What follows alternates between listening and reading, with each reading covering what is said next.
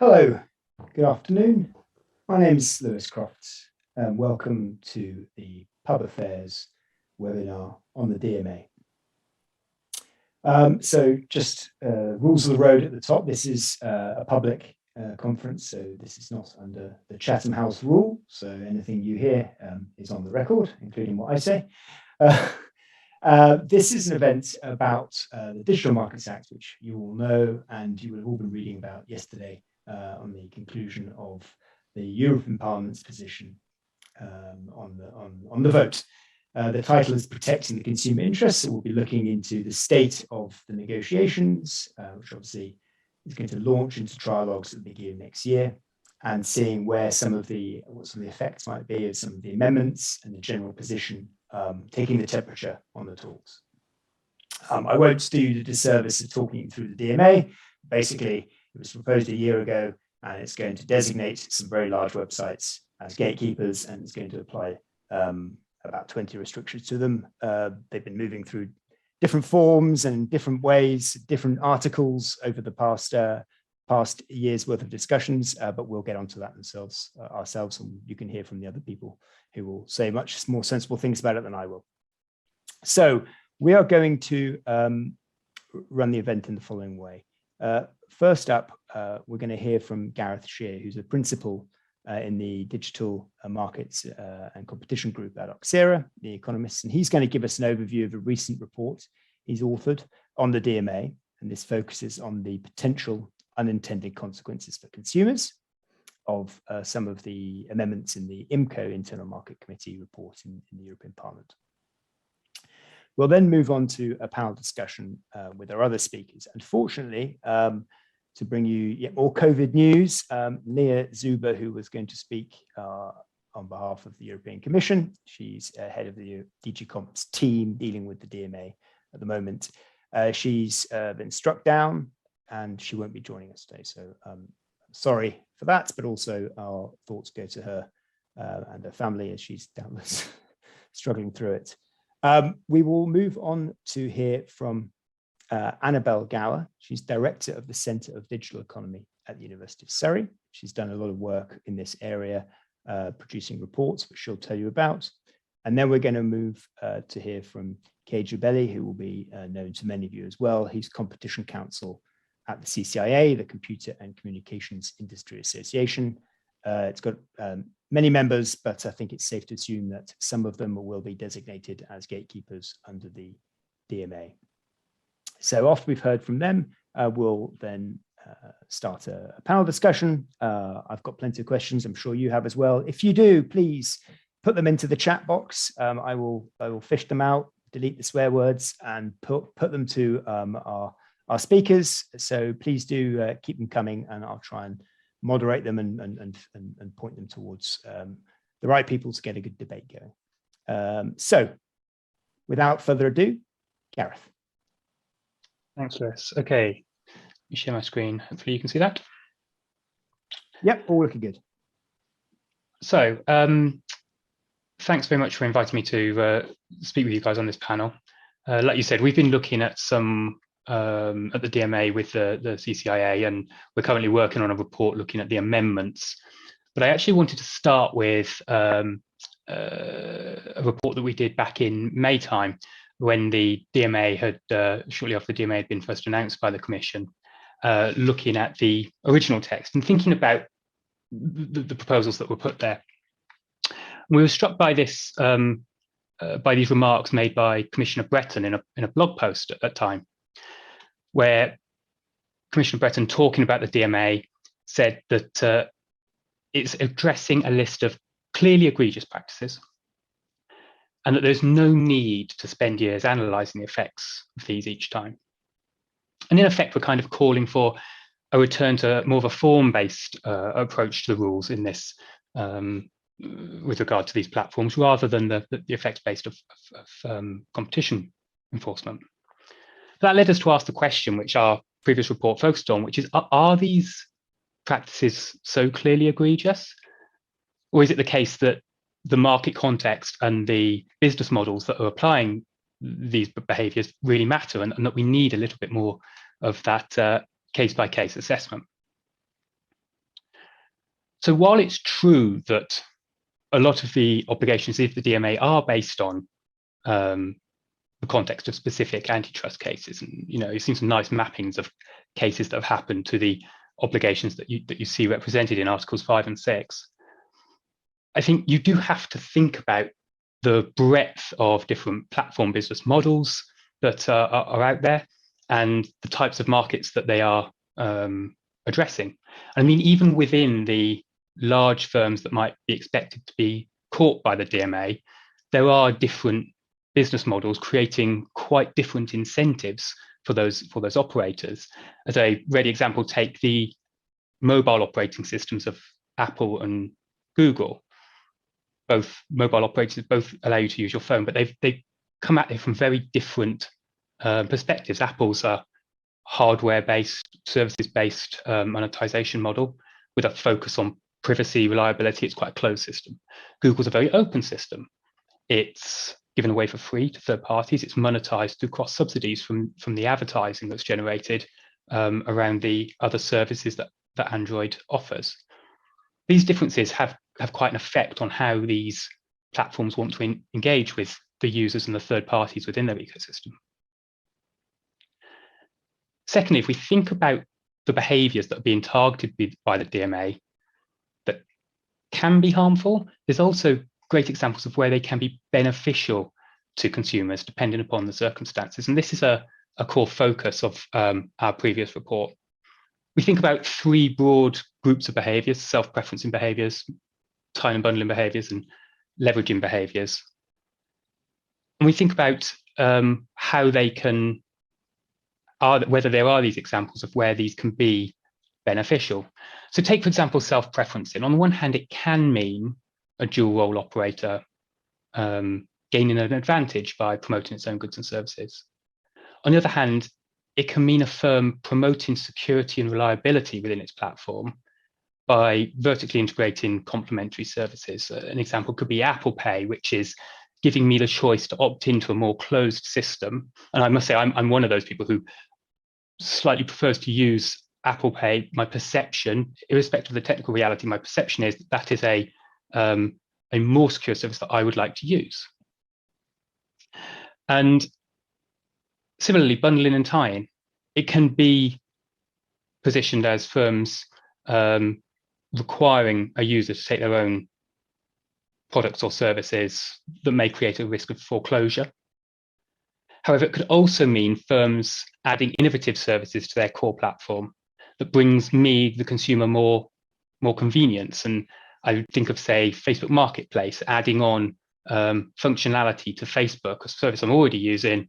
I'm already seeing users, or Facebook's already seeing users exchanging goods on Facebook using standard groups.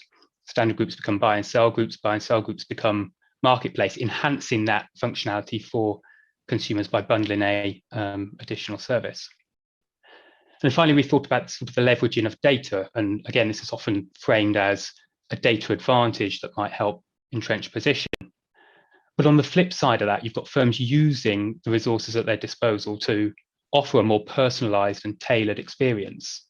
And you see that all the time with recommendations engines on a marketplace, or localized search results that give you the coffee shop that's near to you instead of all the coffee shops in the south of England or in Brussels or whatever. So thinking about this need to look at the context and the business model, it sort of becomes clear that the DMA's one-size-fits-all approach, while maybe intended to address short-run contestability and fairness questions, runs the risk of eroding some of the value that platforms can create for consumers. And I think we'd like to see a bit more focus on consumers within the discussion, rather than assuming that they are necessarily well served by increased contestability every single time. But to do that, we first need to have a bit more of an understanding of how platforms are creating value. So, unlike the traditional industrial organizational literature, which is the workhorse of the competition economics frameworks, we've been looking at the management economics literature around platforms, which emphasizes some quite different features. First of all, that literature sees platforms as more of a new organizational structure. These structures are orchestrators of complex ecosystems. They bring third parties together, typically around maybe a core technology, such as an operating system or web service or piece of hardware. And then those platforms profit by sharing in the value of that ecosystem.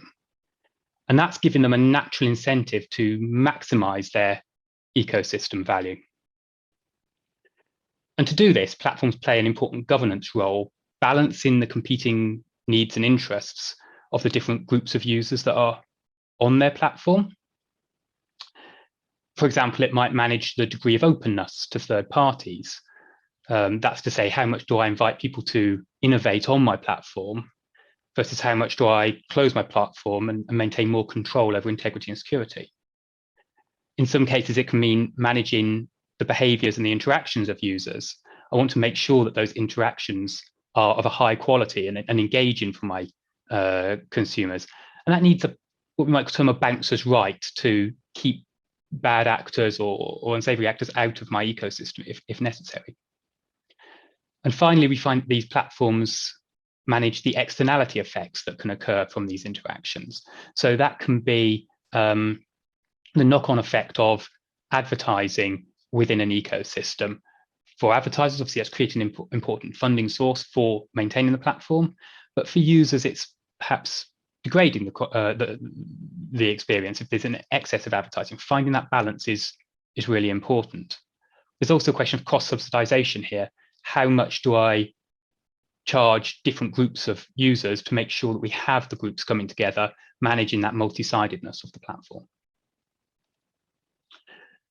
So what we see on the slide here is that platforms use these tools to unlock value for users, both in the short run and the long run. We think of three layers of value creation, starting with intermediation at the most basic short run static layer. And intermediation is the bringing together of the most basic function of bringing together different parties in order to facilitate an interaction. That might be a trade on a marketplace. It might be a communication on a social media device, or it might be a one-way message, like for advertising on a web service or something. I think when I look at the DMA, I think this seems to be the focus of the instrument currently, trying to maximize these direct and indirect network effects that happen at the intermediation level. But it's important for us to think about the fact that good platform governance goes beyond just this short run and actually builds on that with additional layers of value creation over the medium and the longer run. So take the aggregation layer. What we think of here is bringing together a wide range of complementary services. It makes it easier and cheaper for businesses and consumers to trade by bringing third parties into the ecosystem. That's increasing choice for consumers. It's giving them more options. It's unlocking scale economies as you create complementarities in demand. You're putting products that people want to consume together, driving up demand for both. We then think of the third layer of innovation.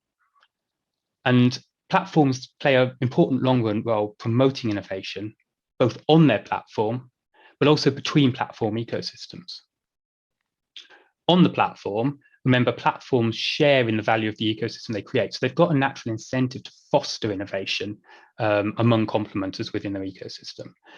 So an example of that is where Android provides incentives such as revenue sharing. It provides tools such as access interoperability tools and development toolkits to help people develop on the platform. They also want to compete between ecosystems. So building a high quality ecosystem attracts people in, builds the value of that ecosystem that you can then share in. That can mean incorporating new products, new features and services. It can mean innovating around the business model to spur more on-platform innovation. And if you think about it over time, we see this this evolution of different ecosystems. You can think from the desktop ecosystems of Windows, Apple, move to more online ecosystems of Google and Facebook and others, and then there's the mobile ecosystems of Apple and Google, video and voice ecosystems of Google and Amazon, and now we're moving towards the metaverse that Facebook is introducing us to as well. So we see this evolution of different ecosystems through different technologies and through this dynamic long-run competition. Moving on now to our forthcoming report, thinking about the amendments that have been proposed to that DMA text. We've done a review of a selection of those amendments, and we find that there's changes for better and for worse. We focused on the amendments relating to three broad categories of obligation: data separation, product, service and integrations, and interoperability. I want to walk through some examples of how these amendments could have unintended consequences for consumers before highlighting a few of the areas that we think are going to be more beneficial for consumers. So firstly, thinking about data separation. The provisions of Article 5A have remained largely unchanged by the amendments, and 5A requires platforms to gain user consent before they can combine their data. Now, this is thinking about consumers' rights over their own data and their privacy rights. However, Parliament's amendments to Article 36 start to make an unrealistic demand of platforms, because the text in Article 36 requires that the less personalised alternative that a platform must offer, if I choose not to combine my data, not to allow you to use my data, must be of an equal quality. It can't be a degraded quality. But this misses the point of the fact that personalisation can be a dimension of quality. In some cases, a service needs my personal data, needs access to combine that data in order to be able to provide the service to me. And an example of that could be Google users can see all of the settings, their privacy settings, their usage settings in one place with their Google account dashboard. But that necessarily requires access to combine my personal data from across the ecosystem. In other cases, services are improved based upon the data that is collected. And we can think of two types of improvement. There's within user learning, as it's called in the literature, where it learns about me and it makes personalized recommendations to me. And there's between user learning, where it learns about how people in general behave. You might think of some instances where between user learning allows the same benefit to be offered to a personalized and non-personalized user. If it's learned, for example, that a seller on a marketplace is unreliable, that same information can be used for both groups. In other cases, like a recommendations engine, that's personal to me. It needs to be using my personal data in order to offer me that higher quality service. Requiring that all the personalized and the less personalized be 100% equivalent effectively prohibits that personalization. It means that platforms can't offer the higher quality personalized service to me. Now, in contrast to the Parliament, the Council's amendments to Recital 36 do recognise that and actually put in a exception for the case where quality depends on personalisation. Next, thinking about product and service integration, Article 61D prohibits self-preference in favouring in rankings or other services. And Parliament's addition to Recital 48 specifies that the preferential or embedded display of services will constitute such a favouring. Now, this is an example of where the provisions would effectively prohibit the integration of complementary services by a platform. And we take Google Maps as an example. Google Maps is often embedded in general search results. And that's good for consumers because it provides me with greater convenience and higher quality search results when it's displaying geographic data in a more readily accessed format. It's good for Google because it allows deeper integration than you can get with a third party. You can't get the same quality of integration with a third party mapping provider necessarily. And it also gives more trust in the information that's being provided. It's good for businesses or other users that are shown on that map who have input their information into the Google ecosystem, and that information is being reused and when it's being surfaced on the general search results. And actually that particular case it comes up in the Google Street Map case in the UK that happened some years back. The UK High Court confirmed that those benefits wouldn't be equaled with a third-party mapping service. So it actually found, look, this is an example of where complementary services within the ecosystem are offering a better outcome for consumers than a third-party situation could.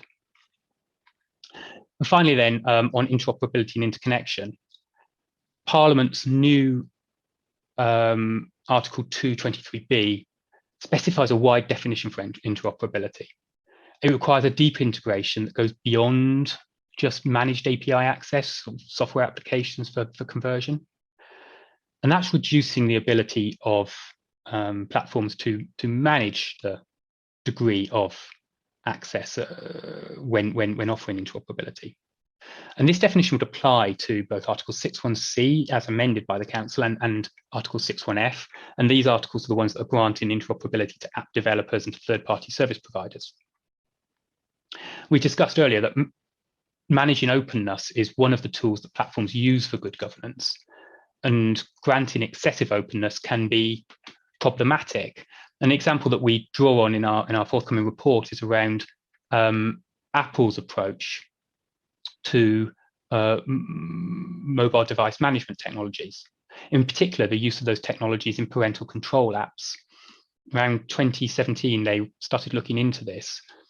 MDM is a valuable service at the enterprise level. It allows companies to manage their fleet of devices more easily, but for consumers, it can introduce security risks and it can introduce privacy concerns around children's data being moved onto the parental control app service. So they've implemented rules within the App Store governance to say these aren't allowed to be included in those consumer-facing applications.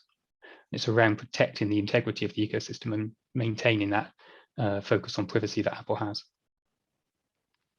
Finally, then, I just want to touch on the highlights of this, and something that we've seen in a number of places. We've cited there Article 5, 5C, A as it's been split, 5C, 61C, 61F. These articles include exceptions to the interoperability and the data separation obligations when it comes to security, integrity, personal data. And these are recognizing that the interconnectedness within the ecosystem means that there can be knock-on effects. And a good example is Microsoft's Defender suite. Microsoft combines insights from across different parts of the ecosystem to better isolate and tackle threats. So it could be that I've received an email that has got a threat in it. It can check different devices that I've been using, who I've been interacting with, and try and isolate that threat. This is a better service for consumers as a result of that data sharing. If I decline to allow my data to be combined in that way, it's having a ripple effect on other people in the ecosystem. It's not just affecting me. Finally, then, we just wanted to touch on the impact these changes could have on platform business models. Looking back at the DMA's impact assessment that the Commission prepared alongside the original proposals, there's this quote here. The impact assessment says it should be stressed that the foreseen interventions will neither ban specific monetization models nor prevent the uptake of services by gatekeepers. And reflecting on some of the changes that we've seen, we feel that the amendments can be at odds with this assessment. And three particular examples. Within Recital 49, Parliament adds a stipulation that gatekeepers should be required to treat their own products or services as separate commercial entities that are commercially viable as standalone services. And this is effectively prohibiting a cross-subsidization model. And in doing so, it's also putting ad funding models at risk, where ad funding is used to cross-subsidize other services. An example of that could be Facebook. Facebook's builds its ecosystem around ad funding and funds all of the other services that sit around the Facebook core, the job services, the dating services, the marketplace services, all cross-subsidized by the ad funding of Facebook's core service. If those had to be independently commercially viable services, it would raise questions about whether they are things that Facebook want to launch. Similarly, 6.1f stipulates free access for third parties seeking to interconnect with core platform services. And again, this is undermining a potential revenue stream, a business model that some businesses would like to use, charging a license fee for access to the core technology. And that can have a detrimental impact on their incentives to invest in those services in the first place, undermining that point that it won't prevent the uptake of new services. If I can't charge people for using the services, I have to give that service away for free. My incentive to make the upfront investment is diminished. Then finally, Articles 5C and 5E taken together, and particularly as amended by IMCO and the Council, limit the extent to which platforms can rely on a commission-based business model. We've talked about this in our May report. In the case of online travel agents, and the fact that if a hotel could circumvent the OTA at the time of booking, I mean, you could think of them including a link in the description to say, please book here for 10% off. If that can't be prohibited by the platform, it undermines their core revenue stream. But that same logic can apply to different sales models like app stores, marketplaces, recommendations engines. And it introduces a risk of free riding by users. The platform's business model is to charge at the point of revenue. So you can put your wares out there, you can try out your business idea through our platform. If you're making revenue, we'll take a commission off of it. They'd have to turn to different business models. That could be a licensing fee model. So, a listings fee model. So you have to charge to be listed in the first place. That have an effect on the downstream business users who are making a decision of whether or not to try out a new product. It could mean subscription models for consumers. You have to pay a subscription to use a service instead of getting that service for free. Again, having an impact on the pricing and the availability to different consumers. Overall, I think all of these examples show that with these amendments, the DMA would be having an impact on the business models, would be potentially banning certain business models in a sense, and can affect the uptake of different services. That was all from me. Thanks, Gareth. Annabelle, over to you. Thank you. Delighted to be here and for the opportunity to comment on this very important topic. I would like to preface my remarks to say that I believe the reason I've been invited is because of my research in this area of platform strategy, platform management over the last 20 years. You know, I've played a role as an expert member in the European Commission of the Observatory of the Online Platform Economy. Also co-wrote a report, which was a 150-page report for the European Parliament, looking at online platforms' economic and societal effects. I also want to clarify that I do not receive nor have received any payment or consulting fees of any kind by the companies who could be subjected to the gatekeeper rules. So the remarks that I'm going to offer come from a place of academic expertise and one that attempts to stay as neutral and not partisan as possible. This is in the context of very highly contested debates, and I think it's very important to try to to look at the propositions on the merits, and with no particular agenda, be it a political agenda or a business agenda. I would also like to say that the report that I wrote for the European Parliament, the opinion that I have is that I think the DMA is a very good thing. I think that Gareth explained, I think very well, how platforms create value. And I share a lot of what he said. I may disagree on a small number of minor things, whether aggregation and intermediation and innovation are really nested, but that's a detail. And so I think it's very important to look at how platforms create value, but also at how platforms capture value.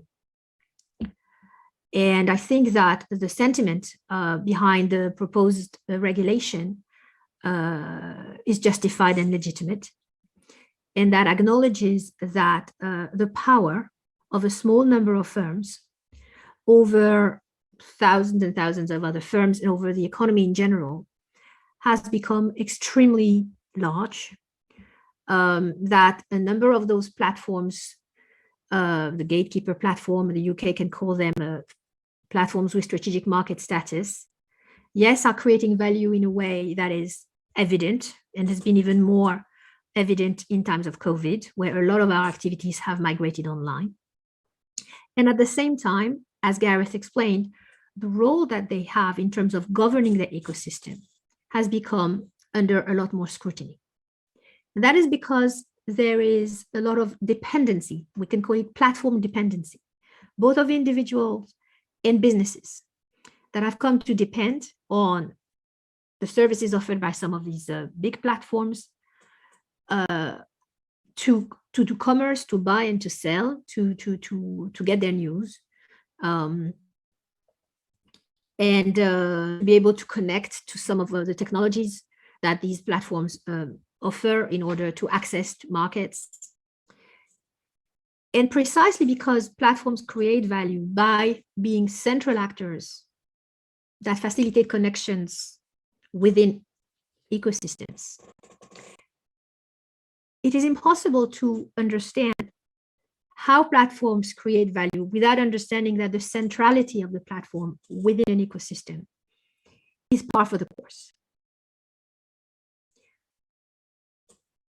I'm sure people in the audience have heard the term network effects as well, which are, technical economic terms to simply say something rather simple, that most of these platforms who bring together multiple sides, so let's say Uber brings together drivers and people who want to be driven. What network effects means, cross-site network effects means that the more users you have on the one side of the platform, the more users are likely to find this platform engaging with the platform worthwhile.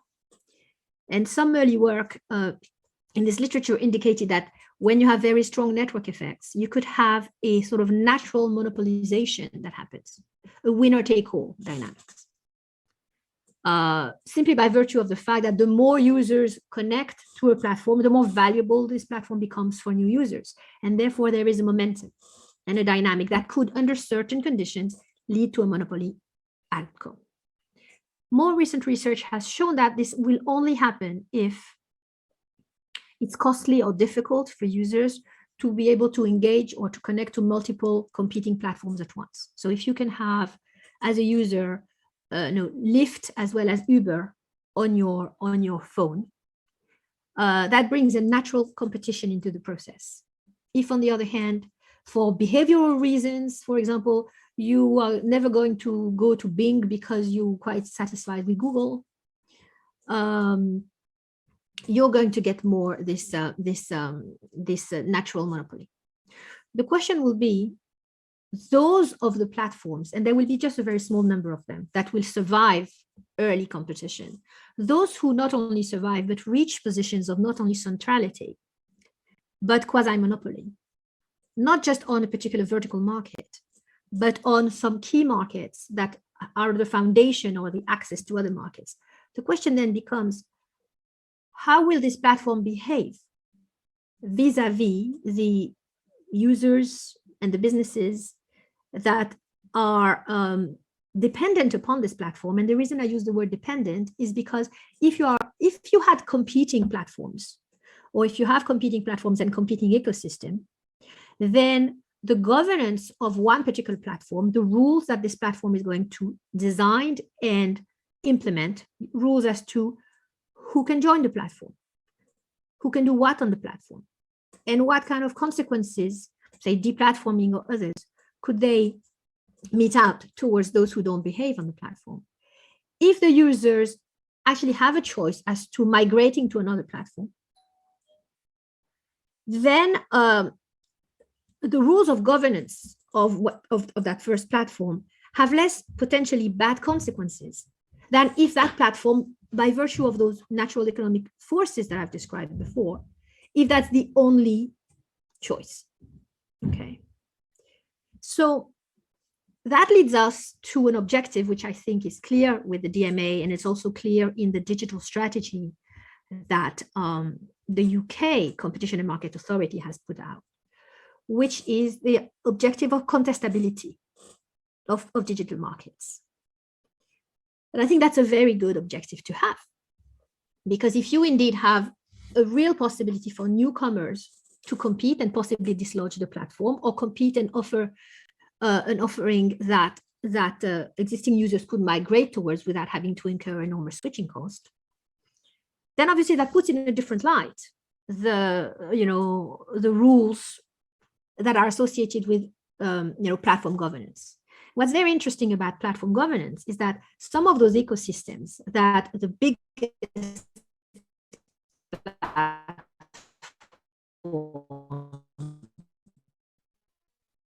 govern are big individuals and organizations in terms of the volume of transaction that is being conducted over these platforms. Again, we're talking at volumes that are bigger than some national economies. So we have a tradition in democratic countries that you have a separation of powers between those who write the laws and let's say the legislators, the House of Lords, the Assemblée Nationale, and those who implement the laws, who police them, the police, for example, right? What we have in a platform-based ecosystem is you have the same actor that writes the rules and that implements the rule, and that until rather recently, say until the platform to business regulation was not really constrained in terms of they could change the rules from one day to the next, and they were not really recourse. So I think the whole scrutiny over a very small number of platforms as to what can they do is completely legitimate. This being said, I also agree with many of the points that Gareth explained as to the unintended negative consequences of some of these amendments. I think they come from a good place in the sense that they want to minimize the possibility of lock-in. They want to minimize the possibility of unfairness. And I think the sentiment is good. But I would agree that, for example, with the issue of data separation, to write in the law that the non-personalized services should have, equivalent quality than those who are personalized simply cannot happen. And that is because, contrary to, say, the type of products or the type of technologies that we had, for example, in the telecom industry, where you could measure objectively the quality of, say, a particular conduit in terms of, the number of bits or the amount of data that could be transferred along a particular cable. And there is no subjectivity in that. It is a physical measure. If you've got the right instruments, you can measure it. And if there is a consensus that the quality of a telecom cable is associated positively with its bandwidth, then in law it makes sense and it's implementable to say that you cannot differentiate access. For example, if you are an incumbent telecom operator, you cannot offer a less quality to say a newcomer that would by law be able to now connect onto your underlying grid. That makes sense. Economically speaking, it makes sense from a society perspective, and it's implementable because there is no ambiguity as to what quality means in that context. For the kind of digital services that we are talking about, it's more complicated because some users are going to find that to them, not being spied on at all and having no personalization is quality. Some other people will say, I don't care, whatever this platform is doing with my data. I'm willing to trade off some privacy for some increased personalization, okay? And so what we need to be careful about is not to put into law things that are impossible to implement. And therefore, I think it's better to ask for transparency and to put choices in the hand of the users so that they know what they're giving up versus what they're getting, right? And so that's why the proposed amendment, or the amendment which the Parliament has, the Parliament has agreed with the Council, not, and I think the Council is right on this end, better than the Parliament, because again, we don't want to put into law something that is impossible to implement. And we want to make sure that whatever is put into law captures not only the spirit of what we try to achieve, but doesn't shoot itself in the foot by asking things that are impossible to implement. The second point about product and service integration, I would also agree on this point with what Gareth said about how restricting product integration can in some cases degrade quality and reliability. Again, I understand the sentiment that sometimes forced bundling and forced integration reduces the likelihood that a newcomer could come in at the interface, and therefore reduces the possibility of contestability. Okay, and that is a very important point, and it needs to be examined on a case-by-case basis. In a similar way that we wouldn't dream, because it wouldn't make any sense, to force an automotive maker to open up every single of its interfaces between the engine and the steering wheel, between the steering wheel and other connections of the car. We wouldn't dream of asking Volkswagen, for example, to let every single producer of components of automobile, maybe from China or others, to just plug and play their own subsystems within what we consider a more integrated product. In the same way, pushing the notion that that the very notion of service integration is something to be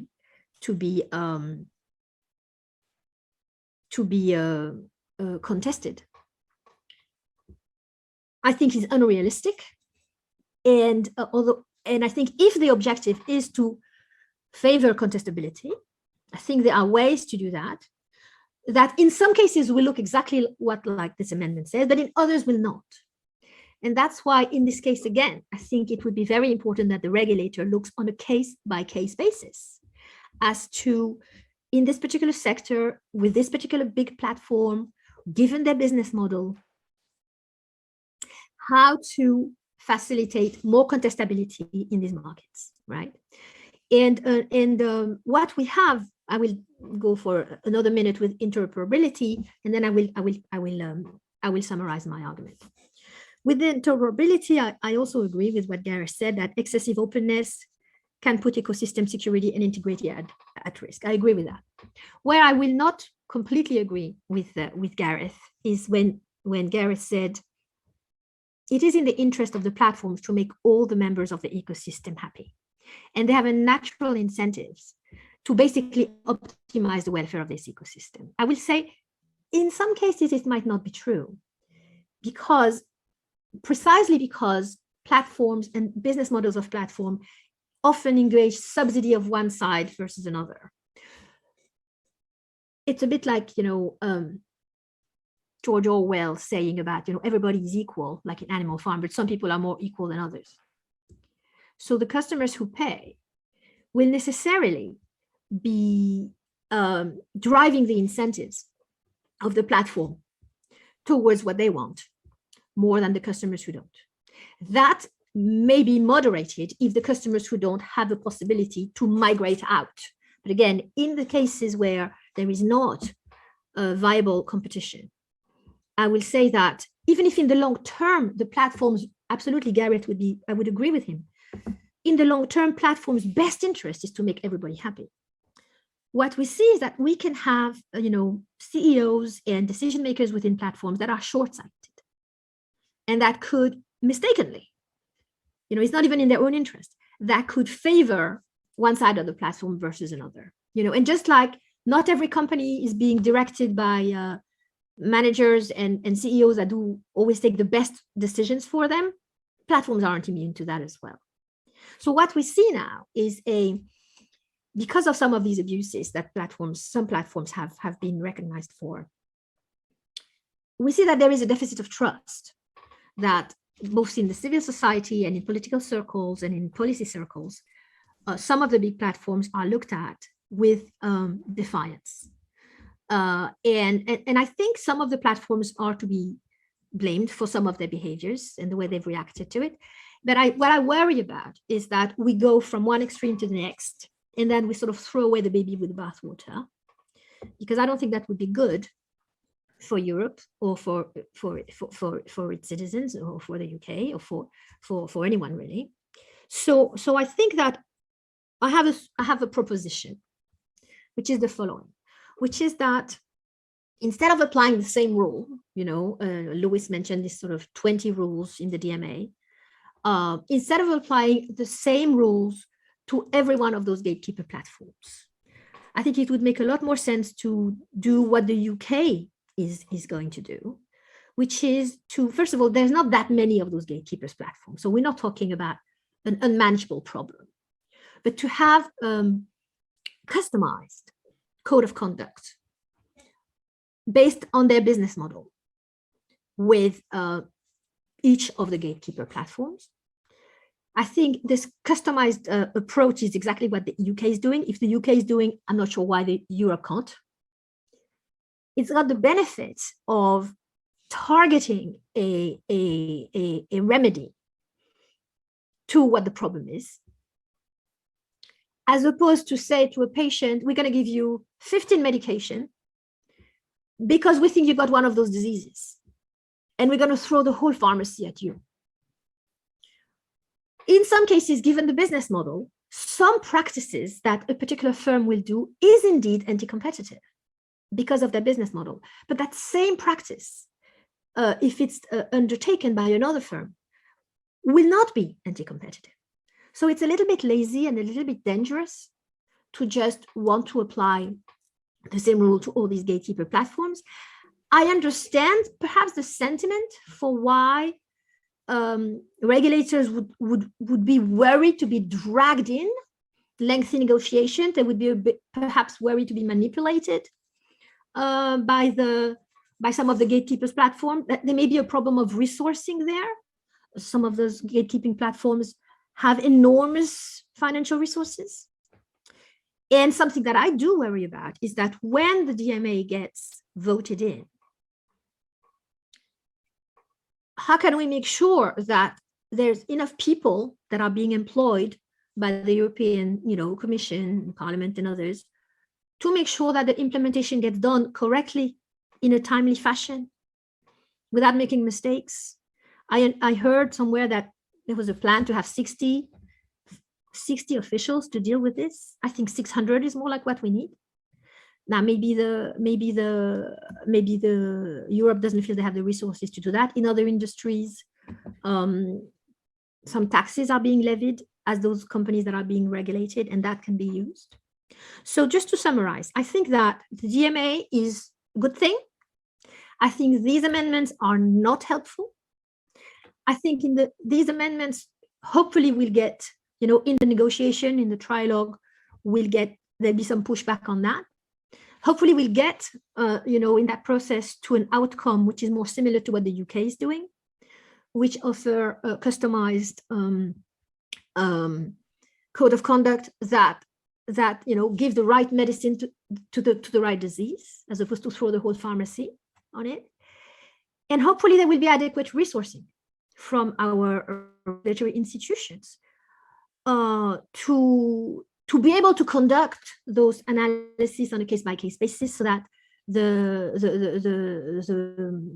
the rules that these gatekeeping platforms will actually have to obey will not take years and years to get designed, and so that the legitimate expectations of European citizens to have access to the best possible, services while their fundamental rights being respected, so that those expectations can be met, so that the European competitiveness can be enhanced by creating an environment, a legal and commercial environment where new platforms can come in and compete for the market or in different technologies.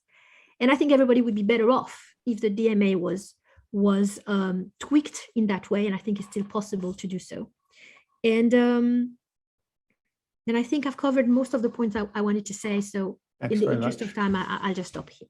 Thanks, Annabelle. Also, on this platform, I also need to keep everyone happy, and we've got lots of questions coming in. And so thank you very much. Keep them coming in. What we'll do is we will hear briefly from Kay now, and then we will start to work through the questions. So, Kay. Thanks. I want to take a very quick step back to look at a little bit at the context here. This kind of reform of competition law in the EU has really started in earnest with this setting up of the platform observatory in 2018, which Professor Gawer was on under DG Connect, and as well this expert report on competition policy for the digital era that was also published in 2019. So a lot of work has been done in these last couple of years. Also a lot of national reports, the Furman report, the Stigler report, the Competition Law 4.0 report. And in all of these, one of the common threads is this acknowledgement that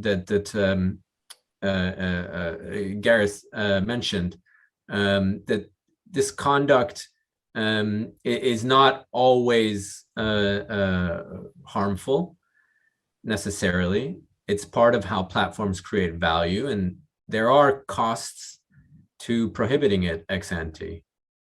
But it's clear from the Council general approach adopted on the 25th of November and the Parliament's approval of the DMA report, which is any moment now, I suppose it'll be confirmed. This case-by-case approach of competition law has been rejected. It's not going to happen.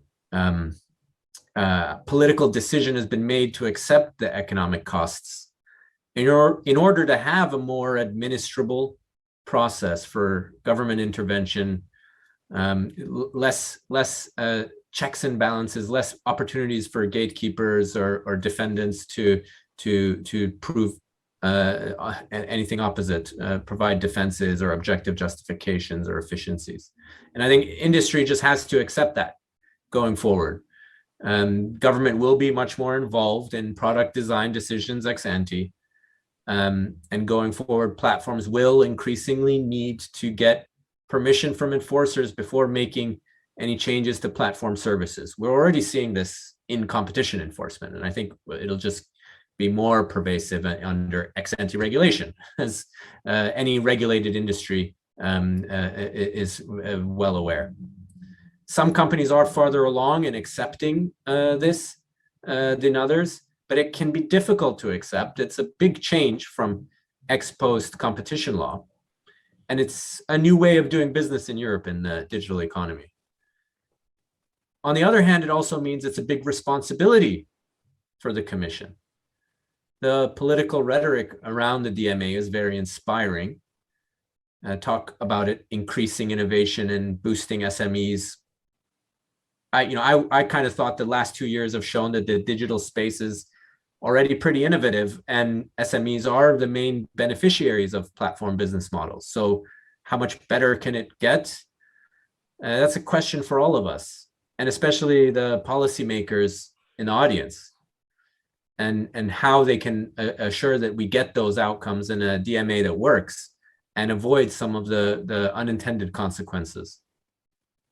I mean, the test will really be, will the DMA make things better, or will only a handful of big companies benefit from it? Will it reduce competition between the platforms and really even cement their positions even further. There's a tension, which I think is today's discussion really brought up well, between good gatekeeping and bad gatekeeping. Sometimes it's referred to as the problem of identifying whether the shepherd is actually a wolf.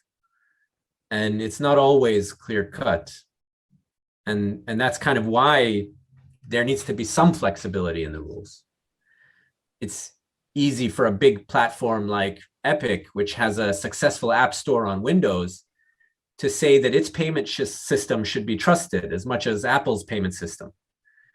But applying that same rule to all potential business users and beneficiaries of the DMA could have a lot of these unintended consequences.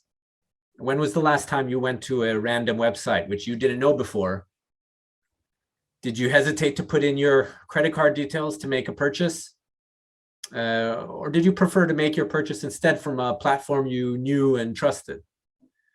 The DMA, and particularly some of these amendments, would make it much harder for platforms to police their platforms and otherwise create value in their ecosystems.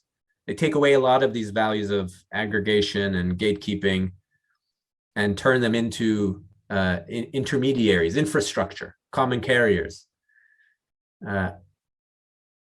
That's a lot of value that could be lost in Europe's digital economy. And I know there's a lot of mistrust of platforms as well these days in policy circles and in the media. A lot of voices assume that platform operators have bad intentions, that concerns around effects on SMEs or consumers are entirely fabricated, and that we don't need to listen to the advice of experts, that the answers are simple and straightforward. But that kind of polarized opinion won't lead to good results. I think Trilogue negotiations will have to dig into the details, and enforcers ultimately will need to have the space to objectively consider the trade-offs inherent in product design decisions. For the DMA to deliver on its promise to be workable in practice, it needs to be more tailored. And there's already elements of that in the specification process of Article 7, where the Commission has to specify the obligations proportionately and in light of the specific market circumstances. I think the Council text in this respect has a lot of improvements. And it doesn't require fundamentally changing the DMA. These adjustment mechanisms can be expanded upon. And that these unintended consequences of the DMA can still be addressed by providing more clarity in the specification process to ensure that gatekeepers won't be punished for keeping their customers safe. I think that would help make the DMA truly fit for the digital age. Thank you very much. Okay, now we've got plenty of questions coming in, so let's see how many we can rattle through. Some of them probably require shorter answers, others maybe more discursive ones, but yeah, let's start. First one is designation thresholds. No one's really mentioned that. Debate tends to be those who are in will know they're in, whether or not you move the threshold by a few billion here or there. And obviously there's a next ring out of companies who might get caught. Question is therefore, should the designation thresholds be moved? Who wants to go first? Okay. I mean, I think there's something in that question that is kind of, there's an assumption there that only those companies that are going to be caught by the thresholds or that are above the thresholds are going to be affected by the DMA. And I just don't see that as being realistic. The whole concept of the DMA is that there's a lot of companies, business users that are relying on platform services. So when you change the platform services, a lot of companies are going to be affected, the companies that use these platform services. And then as well, you know, that threshold is indicative. The Commission is free to designate foreseeable gatekeepers and go for companies that are below the thresholds. So there's a quantitative and a qualitative element to it. I don't think sort of the threshold is black and white. Otherwise, a platform operator that has, you know, 10,000 business users might say, actually, we only want 9,999 business users. We're only going to allow that many companies to use our marketplace, because otherwise we'll be considered a gatekeeper and subject to all these obligations. Okay, Gareth, Annabelle? Yeah, I think Kay's point is an important one. That it is, even within the mechanisms that's already there, only indicative.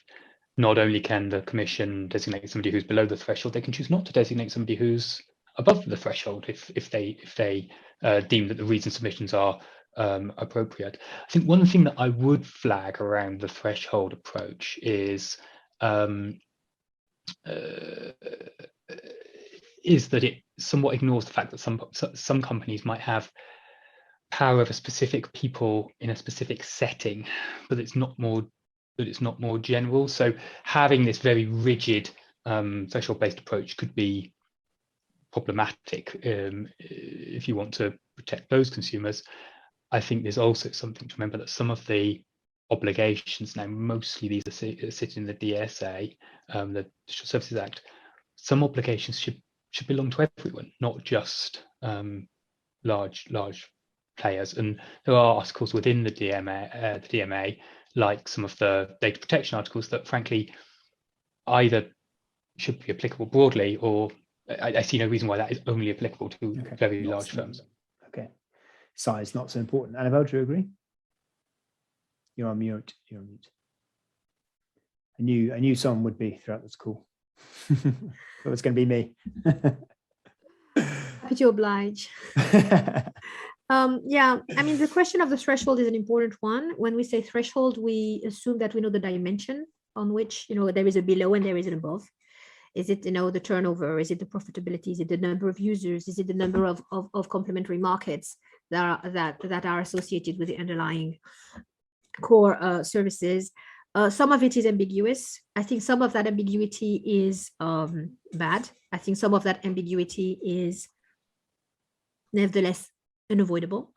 So what I would like to suggest is rather than trying to get it right completely from the start, is that we have in the law a process by which every year, for example, there would be a reevaluation of what will be for that year, the rule, so transparency of the rule, so that there is, what we don't want is a black box where some administrators are going to decide in a way that is unchallengeable and unclear, and perhaps why this company is going to be considered a gatekeeper and not another one.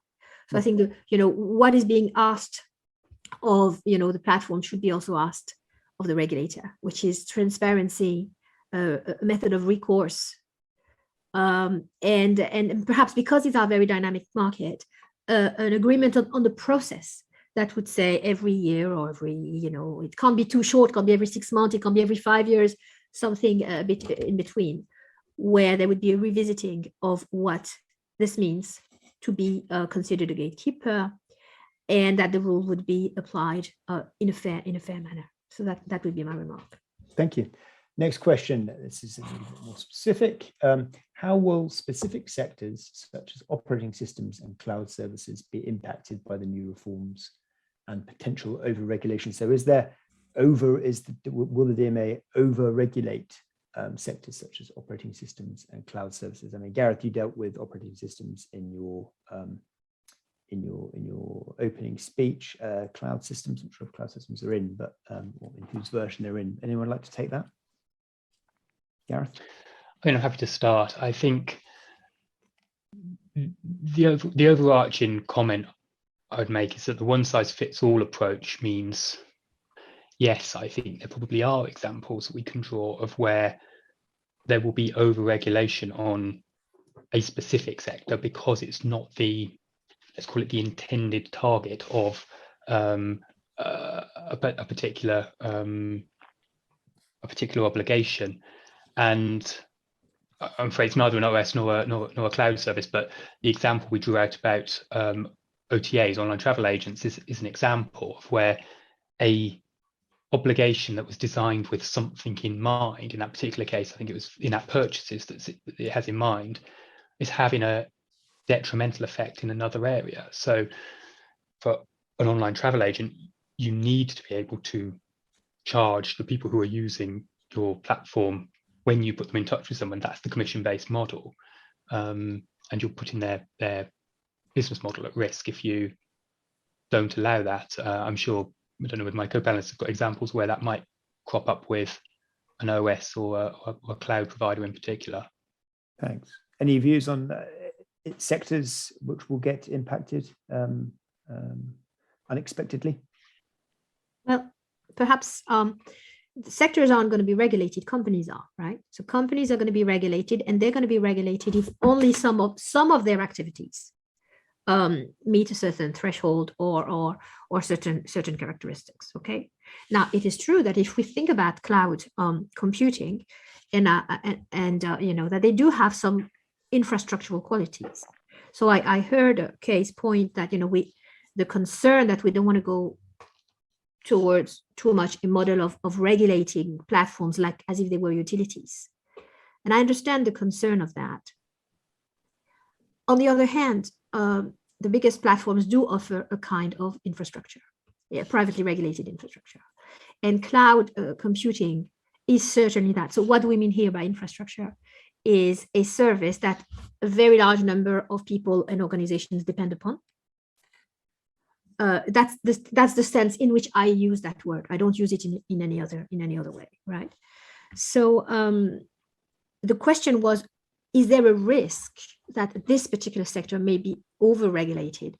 Well, I think it depends. If you think that a resource that so many other users depend upon should not be regulated or should be regulated, what would constitute over-regulation? Is very much into the sort of the premise of that question. Yep. Okay. I'm old enough to remember back when Steve Jobs left Apple and then came back to Apple, and they were really reinvigorated, and they had this great ad campaign to contrast themselves with Windows. I'm a PC, I'm a Mac, and one of their big selling points was that because of the operating system's more closed environment, it was more secure. There was less malware, less viruses. And that was a selling point. That was a marketing point. And it was true. And it brought on a lot of new users, people who maybe a Windows PC, they were familiar with it at work, but at home they wanted a Mac. They wanted for their kids, it's easier to use and less at risk. The DMA's sort of one size fits all approach on this says, well, every operating system has to be operated the same way with some of these amendments with full open access to every aspect of the hardware and software that any potential rival or business user would want access to. That's 6.1f. Again, it's kind of like taking away some of this gatekeeping role, and it could make a return to these kind of less secure environments. I mean, on that point, Kay, I think there's one of the amendments that we've looked at talks about other settings within 6.1f, I want to say, the sub-referencing obligations. So taking it beyond just ranking services and now starting to apply those obligations which were designed with one setting in mind, rankings of third parties alongside your own offerings, and starting to apply that to other settings, which could be any sort of settings within an operating system or a piece of hardware or a cloud system. And it moves you away from that it just works offering into you must set before you could actually use anything. And that has a knock-on effect both on consumers and their experience, but also on developers and competition on the platform. Because as a developer on a platform, I want to know that when I use a particular piece of, particular API or particular piece of common code, it's going to work. That could be on a cloud, in a cloud setting, that could be on an OS.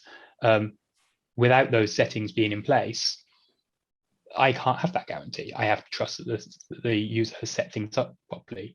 I've only got to think to my soundbar set up in my living room, which never seems to connect to the device that I want to connect to know how frustrated it is when it doesn't connect in the way I expect it to. Thanks. Okay, we've got there's two questions which I'll sort of merge together, somewhat more philosophical perhaps. If the DMA is about, not on the one hand, curbing the power of large companies over certain platforms, but on the other hand, they're doing that. It does that in order to open up powers, the ability for European SMEs to get onto the market and to compete, to make the markets more contestable, which is Annabelle's word. The questions are essentially, do you think European companies need any more help to compete?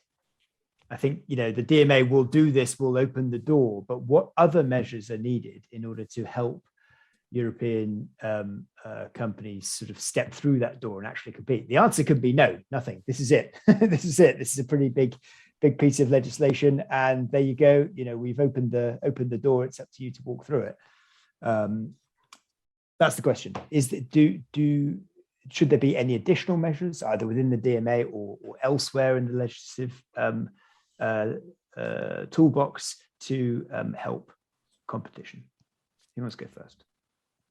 I'm happy to start. Go, Annabelle. Absolutely, I think that a lot could be done to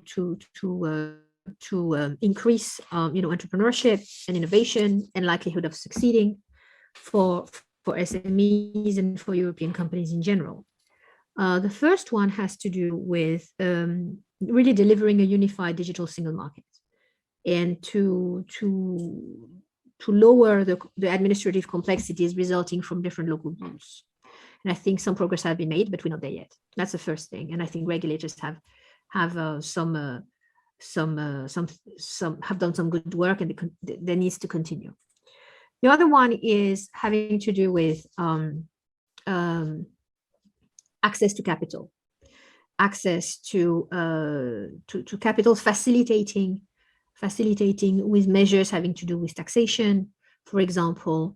Not only had to provide tax incentives for startups, but also tax incentive for companies who are successful startups and want to scale up.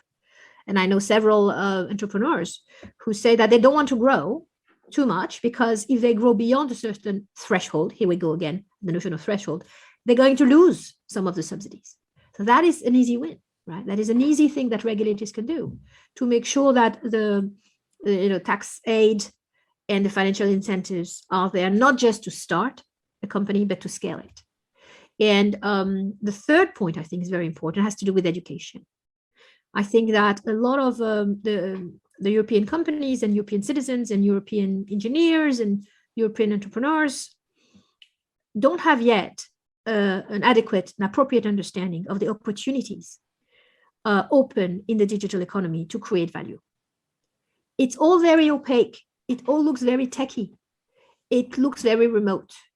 And Europe has been very avid consumers of tech platforms, but it's not rocket science to actually understand how the digital economy and the new technological conditions can help create value in different ways.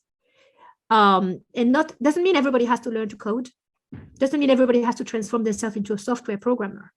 But I think from universities, and we do that at the University of Surrey, courses on the business of platforms, business opportunities opened by the digital economy, how to win, how to compete. I think that has to become, general culture. And so I think I offered, and that was the spirit of the book that I wrote with Marco Somano from MIT and David Yoffe from Harvard Business School, which is called The Business of Platforms, is to try to translate in plain language, how you can create your own platform, how you can compete with some of these companies. There's still a lot of problems that can be solved. And obviously, I think there's a lot of room to solve these problems, and not in a lazy way, but just,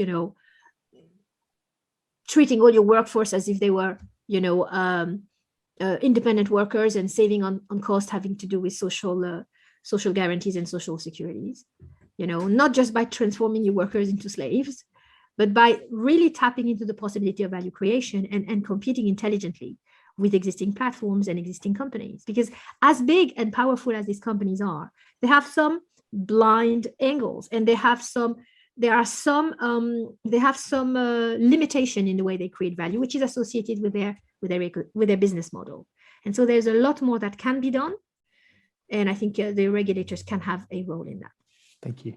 So, Kay, the DMA, you can bring a horse to water, but you can't make it drink. Does it need help? Do the SMEs of Europe need help drinking, or this is it?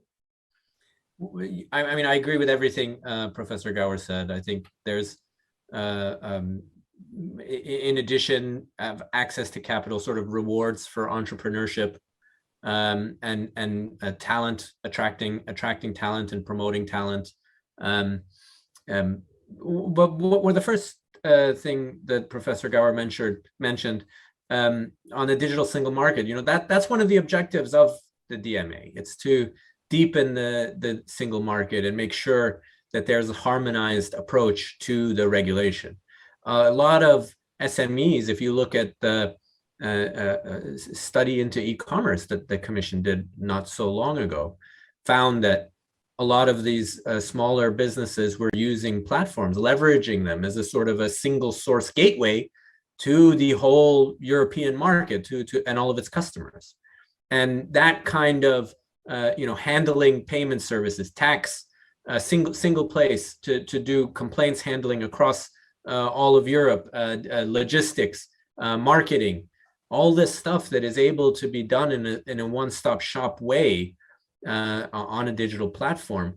That kind of benefit and strengthening of the digital market, it can be maintained if there is a harmonized approach to how the DMA rules and platform rules in general apply. If a French enforcer makes decisions for France on the interpretation, and a German one in Germany, and in different member states each take bits and pieces out of the DMA to apply themselves and fragment the rules, then that would mean that that's one-stop shop benefit is kind of lost. So I think the DMA itself can be improved in some ways by making sure it really does harmonize the platform rules. And then if the Commission says something is okay, then it's okay across all of Europe, and it's not going to be up for other member states to step in and try to carve out a different interpretation of the rules. Thanks. I'm going to just take your point there about digital single market and fragmentation, and just meld it with another question that's come in and put it to Gareth. And this is about the impact of the DMA on a global scale, on the effect of innovation on a global scale, and where it will put Europe. I mean, it's a predictive game, but where it will put Europe compared to the US and compared to China in the years to come. Care to take a guess, or well-informed, economically well-founded prognosis, Gareth? My economically well-founded guess, yeah. No, I would. When we were listening to Kay and Annabelle, I think on the previous point, I agree with a lot of what you were saying, and my thoughts there were going straight into your question. Actually, I think we sometimes forget that there's two groups of beneficiaries from when we think about contestability through the DMA. There's people who are using platforms to access their customer base, and SMEs and other European businesses that are doing that. And then there's potential competitors to these platforms. I think we meld the two in our minds a bit and think, do we need more help contesting these platforms? Well, do we need to? Actually, Europe's got strengths in other areas. It's easy to forget that something like 90% of the world's smartphones are powered by chips that were built just outside, or designed, I should say, just outside Cambridge. And these are enormously successful companies. We've got big fintech companies having a lot of success as well. Biotech firms are having a lot of success in Europe. And leveling up the digital markets should help these firms. I'm not sure we should over-obsessed with having the next great search engine or the next great social media platform coming from Europe. We've got other advantages with the industrial Internet of Things coming down the track. Again, this is an area that Europe's well positioned to take on through things like connected car, connected cities, these type of questions. So my proposition would be not to worry too much whether we have the next Google is European, worry more about how we're supporting our startups in the areas where we have comparative advantage to build those out and think about how the DMA and other anti-fragmentation positions can help with that. And very briefly on the point of fragmentation, it's something that came up in some work we were doing around the DSA, the Digital Services Act. We found there that some people were saying it is easier for them to scale in South America than it is to scale in Europe. It happened to be a Spanish company. They said, look, we've got language benefits in South America. It is easier for us to scale there than it is to scale in Europe, given the fragmentation of the legal environment outside of, there's a few things that are well harmonized, but then there remains a lot of stuff around employment, around financing, around regulatory filing, such like remains very unharmonized, and that was a good example of how those barriers still exist. Thanks, Gareth. Time's running, so I'll move on to the next topic, which is just to come back to the DMA amendments. There was a push at the 11th hour inside the European Parliament to get the DMA to have stronger wording on killer acquisitions or on the obligations or powers of the regulator to intervene on these M&A deals. Essentially, all that's in there is the strongest possible wording that you can have for please tell us about your deals. Obviously, there are parallel initiatives that the European Commission has under merger law and so forth, which would allow which the Commission argues allows it to get their hands on such transactions, but the DMA is not necessarily the avenue for this. Perhaps I could get your views on the DMA and whether it is a missed opportunity to police or to turn the screw on these kinds of deals, or whether it really is the wrong place for it. I mean, I'm sure there's lots of arguments about legal basis, but the M&A part, the kill acquisition part, is very much part of this whole debate, is very much part of platform growth, size, ecosystems and so forth. So who wants to go first on that? Kay. I think this, to me, is kind of part of the narrative in the sense that it's another avenue of trying to restrain the size of big tech platforms and looking at the ways they've grown and trying to target that kind of stuff. It's doesn't seem to be trying to address a particular harm. It's hard to see, where has there been harm? And if we talk about access to capital, if you prevent, 5 of the biggest potential bidders in an auction process from participating, those European startups that are going to make a lot of money and sell potentially to whoever, if you take out 5 of the bidders from that room, the remaining bidders are going to lowball the offer and get those startups at a much cheaper price. So it's the impact that this kind of a prohibition could have needs to be really carefully looked at. It wasn't looked at in the impact assessment, and so it would be quite a uncharted territory in a way to put a broad-based prohibition on acquisitions, on small-scale acquisitions, on so-called killer acquisitions in the DMA, putting aside arguments around the legal basis. Annabelle? Yes, so in the report that I co-authored for the European Parliament, I touched upon that.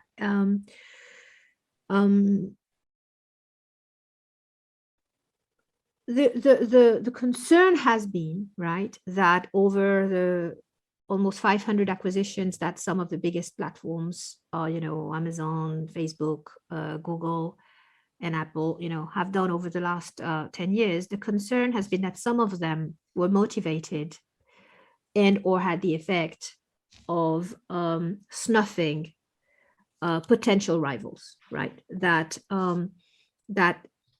these acquisitions were either motivated by or had the effect of preventing new rivals to get to a scale where they could have potentially dislodged the existing platforms. It's very hard to know ex post what was the motivation of those acquisitions. And it's also very hard to know empirically what the counterfactual would have been. That is, what would have happened if Instagram had been, left alone, okay? However, I think the concern that a small number of firms can use their very deep pockets to try to systematically snuff out competition is a very legitimate concern. The incentives would be there. And so what I was suggesting in the report, and what I think might be a good way forward, is to, for a small subset of very big platforms, to reverse the burden of proof that this acquisition would be beneficial. Obviously, this is also very difficult to prove in advance that something that's going to happen is going to have beneficial effects. So this is not a clear-cut area where you can neither say, retrospectively, what were people thinking and why did they do this, or to plan, the future as to what would be the effect. And I do think that there hasn't been enough empirical studies as to, these acquisitions. And part of it, it's impossible to tell. But given the fact that I think Europe wants to increase the likelihood that there are new competitors, I think a strengthening of that merger control, a smart strengthening, again, not a one-size-fits-all ban, but a customized, inquiry and a process as to how will everyone be better off, I think is a good thing. The last point I want to react on is Kay was mentioning that from the entrepreneur's perspective, these entrepreneurs who, many of them, their exit strategy is to be bought up by Google or Amazon, right? What would that do to their incentives if they can't, cash out, right? I'm a little less worried about that. I think that from a society's perspective, society's objective should not necessarily to maximize the profit of the entrepreneurs, if the effect would be to maintain artificially some sort of barriers to entry. So I don't think we want to prejudge that the acquisitions are necessarily bad. Some of them, of course, because of the financial resources as well as the access to customer, big platforms acquiring some services make some of these acquisitions, the services offered, they make them accessible and by a large number of users. There is, however, a mixed bag there, where it could also potentially be seen as a way to snuff out competition. And again, my suggestion would be to look on a case by case basis. Thank you. Very brief, we've got 2 minutes left. So Gareth, 1 minute on mergers, and then Kay. A very brief 1 minute on mergers. I think it's important to think of one of the features that we observe with the platform literature talks about is what's described as an inversion of the firm. So firms are encouraging people to innovate on their platform, and you get this mechanism of people trying out different things. When they work, it might be efficient to embed that into the broader platform. Just blocked the 11th hour. The 11th hour. You okay? I'm back. It might be better it might be efficient to embed those into the into the platform. And I think you have this question of what happens if the platform isn't able to do that. Maybe there becomes more competition for those ideas and that label in the first place, and they end up just going in-house at those firms and building. I think that inverted firm notion is an important one to think about. I think the point that Annabelle touched on as well about the rollout of an idea. If you are able to scale an idea because it's been bought by a big tech platform, when we look at how innovation drives benefit for consumers, rolling out an innovation to a large number of people is where a large percentage of the value comes from. People always think about the breakthrough new idea, but actually taking the existing ideas and spreading them far and wide at an affordable cost is also an important aspect of value creation. I just react on that very, very briefly. Every system, whether it's a technological system, an economic system, a political system, there are some advantages of a centralized planning and control economy, like the Soviet Union, right? And there's some advantages of having a decentralized, more market-based economy, right?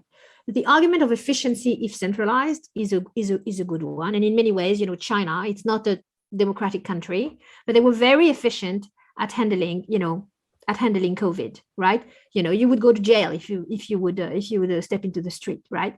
So the question, obviously, is that of the trade-off between efficiency, which could, if the whole world is much more efficient, if so many things can be governed centrally by the big platforms, we get to a point where the efficiency, there may be a trade-off with the contestability, right? And so I would say that while I agree with the point about efficiency, I would like to put it into a wider context, that acknowledging the trade-offs there are very important, because there comes a point where, when there is no more competition, a system that maybe was efficient turns into something a little more sinister. And I'm not suggesting that that's what's happening, but I'm just saying, let's be careful about this centralized efficiency argument. Okay, thank you. Okay, final minute. We're over on the mergers point. Yeah, no. What I said before on mergers, still not much more to add, really. Okay, then we're 2 minutes over. That's my fault. I apologize. I'd like to thank you all for tuning in.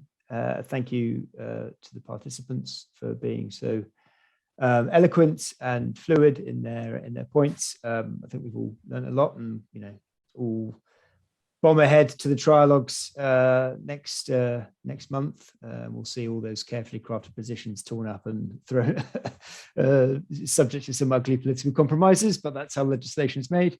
I'd like to thank PubAffairs for inviting me to moderate it. I've been Lewis Crofts, editor-in-chief of MLex. Also, I've just seen it, I look like some sort of icon from a Russian Orthodox church, given the sort of halo effect around my around my head. I've been told that the video will be put online in due course, so you can all relive the magic with your families. And thank you very much for the invitation. Thank you very much to the panelists, and stay safe and have a nice Christmas. Thank you, Lewis. Thanks, Lewis. Thanks all. Bye, everyone.